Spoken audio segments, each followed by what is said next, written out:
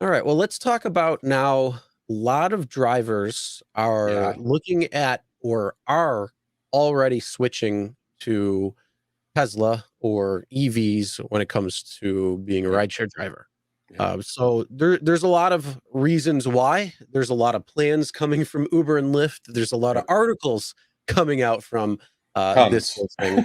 And Yeah. first off, let's ask, what are your thoughts when it comes to an EV, when it comes to getting one, and then rideshare? Okay. So I've done the numbers both ways. Um, EVs, just because gas prices are high, are not automatic money makers. However, I have few friends that one in LA, one in San Francisco, which we're going to talk about shortly. If you own the EV, you don't have some outrageous payment or a weekly rental amount. Because once you get locked into that weekly rental amount, which Uber is pushing, through Hertz, you automatically have to drive full time, literally 50 hours, 60 hours a week, just for the fact that if you're averaging 25, $30 an hour and you're in a big city, which you should, you're automatically spending 15 to 20 hours just to pay for the rental and charging of the car. So to me, you automatically, seriously, are in the category of, you know, um, full-time driver. If you're going to do it part-time just because you want to drive a Tesla and feel it out, just make, $500 for the car that's going to run you per week and make another 500, drive 20 hours, whatever it's going to take you.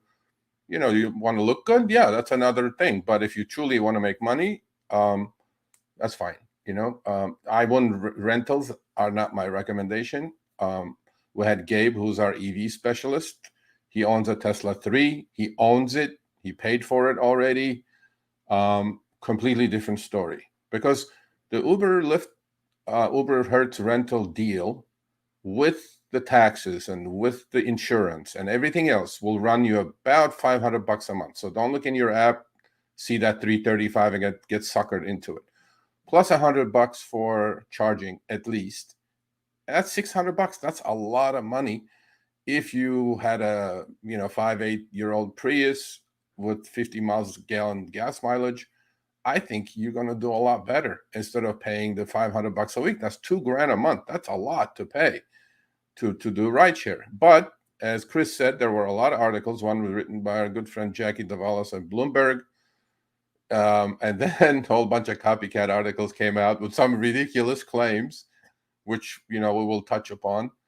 Some lady said her tip amount for the month went to $2,600. I was like, $2,600? Who the heck? Just a tip, she said. There, look at this headline from the Business Insider. An Uber driver says she more than doubled her monthly tips to $2,600 after swapping her Toyota Camry for a Tesla Model 3. And this same driver, by the way, in this article, claimed by switching from her Toyota Camry, which she was spending $600 a week on gas. Chris, come on. Wait, How is that possible? how do you do in Toyota Camry? Even I if you're don't doing know. it, like even if you're doing, I mean, you're only allowed certain amount of hours, and then you have to go off. So, even if you're maxing out the amount that Yeah, you're online, can yeah. you even do $600 in gas on A a Toyota week?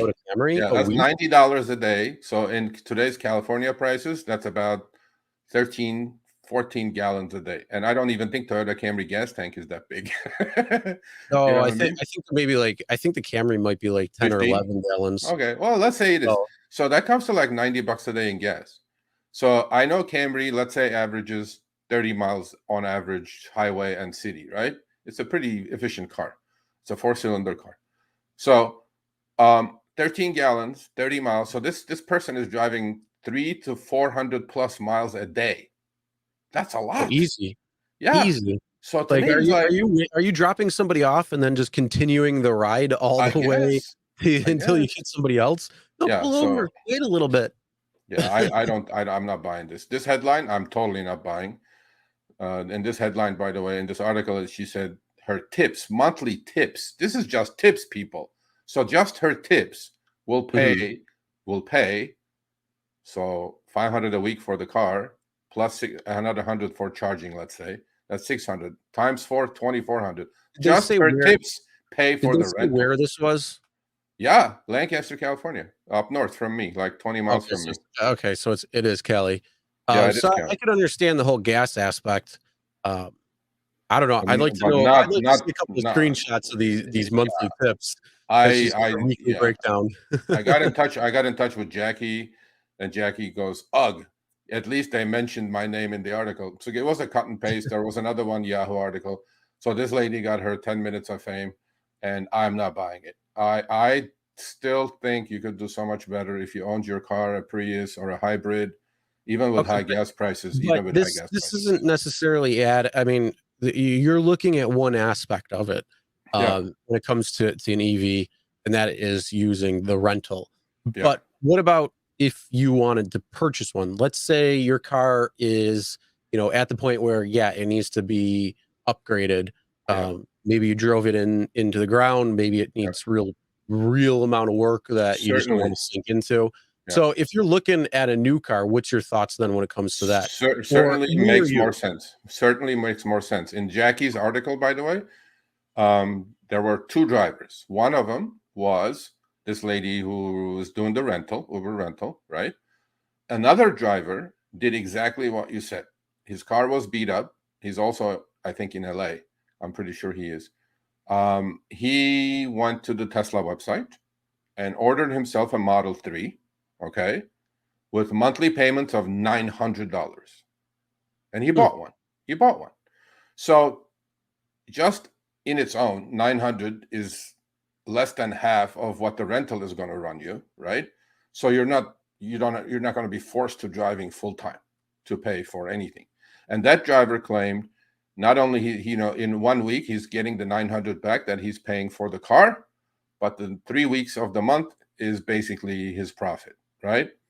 So he did buy one, and it's 900 versus 2,600 for the rental for the month.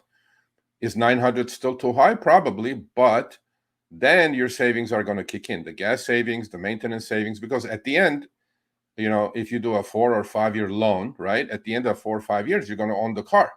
You still have some asset, not like the rental. So yeah, in that case, it makes sense. I mean, I don't know if $900 a month payment is sustainable, because you could get in a crash, and you're off the platform, or you could get sick. I mean, whatever. So, but he took it on, and financially, it makes a lot more sense than the rental to me, to own the car. The best way, the best way is what Gabe is doing in San Francisco, what one of our friends on the stream every week, WeZoom, is doing. They bought the car for cash. Granted, obviously not too many rideshare drivers have the 50, 60 grand laying around. You know what I'm saying? But once you do that, then your numbers become astronomically positive. I mean, literally, you're basically turning your car into a cash cow, because we know the maintenance is going to be less, because we know the gas savings are going to automatically kick in. But as a rental, I don't think it makes sense at $500 to $600 a week. That's a lot of money. And it forces you to automatically to become a full-time driver. Again, I think as an owner, I think it makes a lot of sense. All right, thanks for watching. That short little clip was from our live stream, Show Me the Money Club, with Sergio and myself, Tuesdays, 6 p.m. Eastern, 3 p.m. Pacific. Make sure you subscribe, turn on all notifications so you'll be notified when we go live, as well as all of our awesome content. Make sure to check out this video right here, which will take you to the entire live stream, or check out this video right there. All right, drive smart, everyone.